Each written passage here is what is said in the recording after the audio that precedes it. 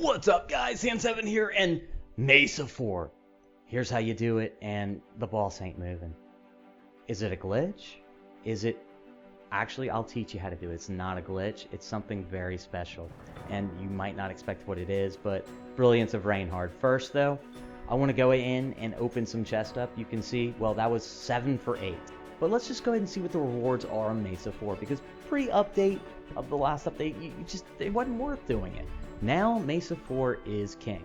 You might be thinking, oh, well, I can't do it, I'm way off. No, you're probably wrong, and you don't have to have Pumpkin Duke to do it. You do need at least 3 Pumpkin Dukes, and the proper setup, you don't have to worry about it because you're not going to lose anything anyways. You can see 640 shards and all those slimes. It's so much XP. Makes things easy. Now, the other things you can get, quest cards, the dungeon cards, that was actually a Mesa 3 pack. Of course, the shard packs, let's go. We got some more monster passes. Yeah, good stuff. Now, Ice Demon. You can see this is Thirstix Ice Demon, 6 of 9, and I jumped on Thirstix account. Figured, why not give it a shot? And this is from the Guild Partisans. Yeah, so here we go, and on the bottom, now what does he do? Well, what his proc does is it slows the hero down, and it has no cooldown timer, and it can stack on top of itself to the point where the boss is moving 0 speed. The only thing that has to happen after that, whoever goes to the middle first must be a ranged hero. You might be like, oh, well, that might not be going there. It's a lot of non-ranged heroes, but actually there are very few ranged heroes out there. You can see the Orcsbanes, yes, they're ranged. Pumpkin Duke's ranged. Outside of that, probably every hero there is a actually ranged hero. Now, run into the middle, what you're going to see is that's a Mortep that gets there first, and Snowzilla. Now, look at this placement. You can see the numbers in the health bar. That's range. 1 range, 2 range, and 3 range. The reason you need at least 1 range is because if it's melee, you're right on top of them. It literally is this distance of 0 in the game. Now, a range of 1, though, because the speed has been slowed down to what it is, it's basically broken the game, and the game says it is 0. Therefore, he can never move, and he never will move. The hardest part of Mesa 4 is getting that boss in the middle killed. Now, level-wise, you don't have to have these incredibly high levels. I'll do another Mesa 4 video with other accounts that inscription levels are low. You just need to know how to place your heroes properly. Now, that 4-corner setup, or I'm sorry, not the 4-corner setup, but the setup we did over there like that is the best setup to do. There's no ifs, ands, or buts about it. You will finish it fast, you will finish it efficiently, you won't lose heroes. I'll teach you which hero you want to put in to tank, because you will have one hero tank every single time. The hero in that spot, if he is not ranged, will tank. All greens, boo. That's okay, though. Take a look at the Ice Demon one more time. Now, I'm able to do it with mine. That's 5 of 9, level 100.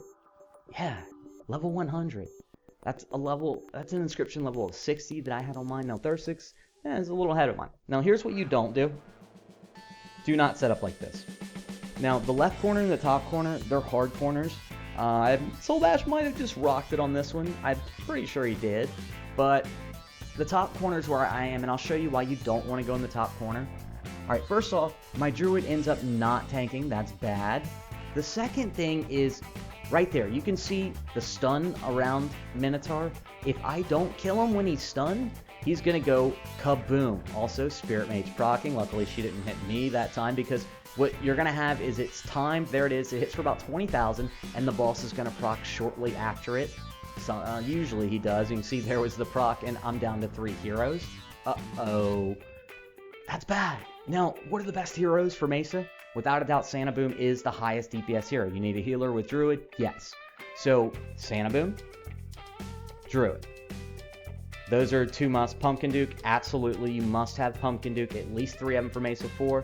But if you don't have a Pumpkin Duke, you can spend the time in random Mesa and get there, but I advise to get in the guild and do it with your guild every day. The way we're doing it at Themium is every day at boss time, which is 2000. Right now we set it every day of the week. It's 20.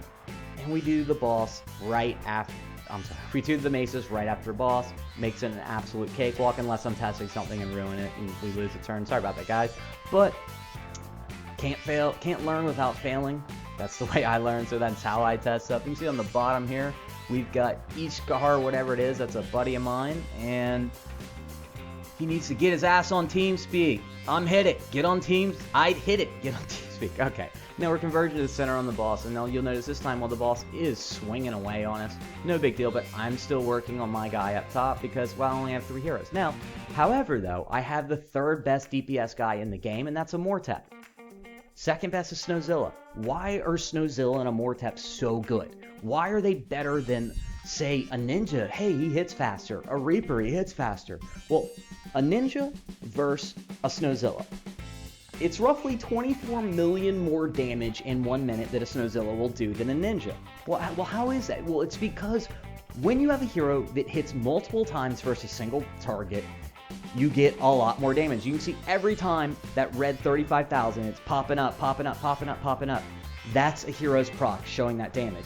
Even if you have a hero that's under-leveled and under-skilled, you're going to hit for 35,000 anyways because you're hitting so hard with all the buffs going on. Snowzilla, a Mortep, if they're lower level on your guys, get them up and at least get the inscriptions up, put them in a spot where they can survive, rock it out all day. You'll be doing more damage versus the boss. And this goes across the board in every Mesa there is. Also, don't forget to flip your team around. I'm tired of seeing ACs here out there, guys. Come on now. I spent almost 30 attempts. Ooh, purple and 1 second left. Are you kidding me? What? Okay. Now, we're going to go, this is your normal middle setup. You see Soul Bash running in the middle. That's going to be his dragon tanking. And on the bottom, it's the same as the last time where the one on the top right, they are tanking. And it looks like I didn't have a revive hero there or whoever's there. And we lost a hero. That's no good. Losing a hero already is a bad thing. Now, in the middle, it's fine to run in the middle. You're going to see that about 90% of the time when you run random Mesa 4. So, I'm a solo player at heart. When I play Call of Duty, my entire time at Call of Duty was basically solo. I didn't get in the party. So I like random. I like to do things when I want to. So I do spend a lot of time doing it randoms. And I found out that as long as I'm paying attention of the first 25, which I was 24 out of 25. That's knowing how to pick a winning lineup. You got to dip out when it's not, or well, accidentally not hit the end battle and lose. But the key thing is on the bottom, and you can control the bottom to where you have none of those little graveyards. If you set up the proper hero where, look at the base the way it is, and right where between the boss on the top and the boss on the left, right between there, if you think of that as your setup pad, put your hero that has revive or hero that is just the ultra tank. Everything else just put all the way back in the bottom corner. That's it. And then you drop there. You control that, yes, that boss is hitting me. My hero's not going to die. It's not going to flip over aggro after he kills my hero and hit their pumpkin duke or something that you need. From there, you're good. Now this one, we're in trouble, but Santa Boom going off. Look at this, the incredible damage from Santa Boom. You're going to be able to see right here. Look at this. He's going off again. 4, 3, 2, 1. The boss is... What? When I did that, when I heard Soul Bash screaming, yes. Okay, well, take a look at it again. You can see right there, my Reaper is going to be the one tanking. You see where my Reaper was? No, computer. It slid. That's okay, though. You can see Reaper's getting hit. He's getting hit. He's getting hit. And then we hit the speed cap and we're good. Speed cap, guys, by the way, that's when heroes without cooldowns, they will proc once every 1.4 seconds. That means they're hitting, I don't know, 5-6 times because of all the Cupid buffs, but that's fast. And that's also why you don't have to worry about having your heroes properly skilled. Just get the best DPS heroes in the game. I see a lot of times, Maltonicas are wonderful, but unless you're one of the two, there's only 2 people tanking, guys. That's all you ever need, 2 people tanking. Unless that Maltonica has to tank, you have a better hero to use for Mesa 4, period. So on the bottom, I controlled where the aggro is going, and I made sure no one else died. That guarantees me a win with everyone else's there. This was just a random one, and this is the most common setup you will see with random Mesa. 2 in the middle, 2 on the bottom. I like to control the bottom, and on the middle, what I look for, I want to make sure that they have the proper hero. If they're on the bottom, if you're on the bottom, think if it's opposite day. In the middle, if you go there, that's who's going to tank. Whoever's on the bottom, their top hero tanks. Whoever's on the top, their bottom hero tanks. If you can get that right, no, Pumpkin Duke, he's good. Everybody got there in time. Middle boss is gone with a minute 17 left. Cake walk. I don't think we'll finish it with a minute and change left. No, not that fast, but that's okay. It's still just a smooth round, and you can have that every time. No heroes lost because, well, the proper heroes were in the middle. And when it was a random, okay, next one. You can see Reaper's tanking. I've got my Reaper set up so he will tank, and this is the same lineup that I use on the other side. I'm going to control this corner. This is the best setup you can use, guys. 2 on the bottom, 2 on the right, by far. You want to ignore the left corner and the top corner. My Reaper's tanking. He died, he came back to life, but by that time, someone else had grabbed aggro, and we had hit the speed cap. From there, I mean, it's game over.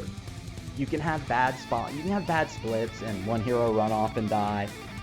Even if you have 4 heroes run off to a side boss and there's no healer over there, generally what's going to happen, there's Druid right there, and maybe it happened up top, but generally what's going to happen is, kill 1 or 2 of them, but it's not going to make any difference in the end because you're going to be able to finish them all. So with just over 2 minutes left, it's looking really good.